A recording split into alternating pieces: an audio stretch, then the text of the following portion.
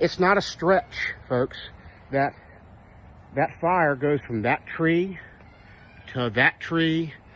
to my house. I have 3 young children. They sleep upstairs. Yo, what's up, guys? It's your boy Benny. We like taking cultural moments here and making a stand. We can't do it all, but we certainly can help some people, and we can narrow our targets and go after them with a vengeance. And we can help make this country better by doing that. And so that is why we are not going to let up like a dog with a bone on this deadly arsonist, a registered Democrat in North Carolina that my sources I now have confirmed is named Jim White Jr. of North Carolina, a guy who works in the mortgage industry, a guy who works in the real estate industry, who set a sign on fire in a man's yard. Happens to be a political sign. Well, guess what?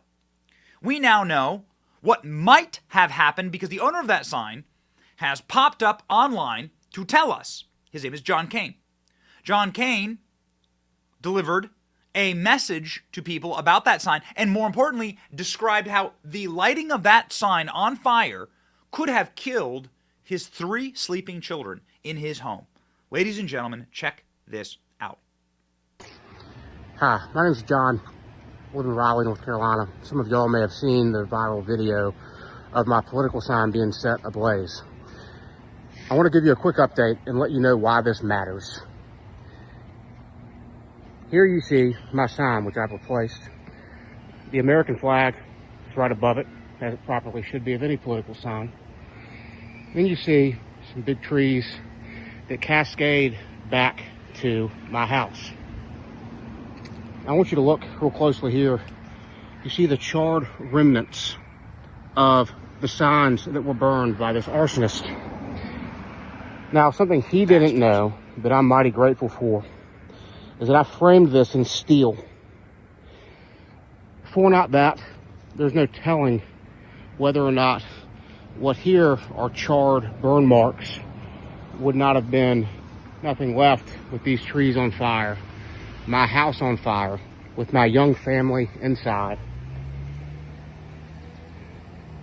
This is not okay in America. I don't care who you support politically. None of us can accept a country where someone can be so triggered by someone's support of a majority party political candidate that they come and commit premeditated arson on their home, really an attempt to kill them. It's not a stretch, folks, that fire goes from that tree to my house. I have 3 young children. They sleep upstairs. I hate to think what could be going on today as a result of this crazed maniac's actions. This should motivate every single one of us to say enough is enough. We can't live in a country that allows this. There must be an equal application of the law, and I trust that the Wake County District Attorney will do that. This is important. We can't go through another political cycle where this is allowed to be done. Thank you. Yeah, what kind of country do you want to live in? You want to live in a country where your political opinion can get your house burned down with your kids inside? You want to live in that country? This is why I added a $5,000 reward to Tim Pool's $5,000 reward. And ladies and gentlemen, now I have to report to you that I am in contact with the person who identified this individual based on some biking app that tracks his geolocation. And you could see that the guy was in front of John Kane's house, exactly when this fire started and exactly at the times that the fire started. So he's dead to rights. I also have a little birdie on the inside telling me that this man has been now contacted by the police and will hopefully soon be facing arrest for the crime of arson and maybe attempted murder. Who is this man? Oh, well, his name is Jim White. James Jim White Jr., a registered Democrat, uploaded 3 bicycle rides on his Strava account that he took on August 12th, 15th, and 18th. These are the dates when the sign was set on fire, and you can see that John's house, of course, was on the path every single time. I encourage you to go read this article from Substack that identifies exactly who this person is. So, in this case, this man has been found. What about the next case? What about the next case? What about your case? What about your house? What about when it's your home and you have a sign outside? What if it's not a Trump sign? What if it's just a sign that says, I'm pro-life, or I support the Second Amendment, or whatever? What about you posting a sign, any sign? Now, I also want to note very clearly here that John is a total Chad, because he put his Trump sign back up like instantly. Look at that. Has his Trump sign back up, and I really hope that Donald Trump gets a hold of him and is able to do something nice for this guy.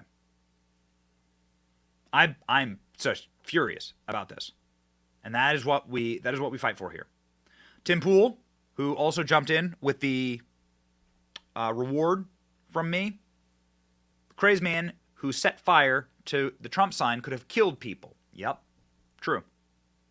Arsonist responsible must be held responsible immediately, says ALX. Yep. Ladies and gentlemen, we are going to not stop until this guy is locked up.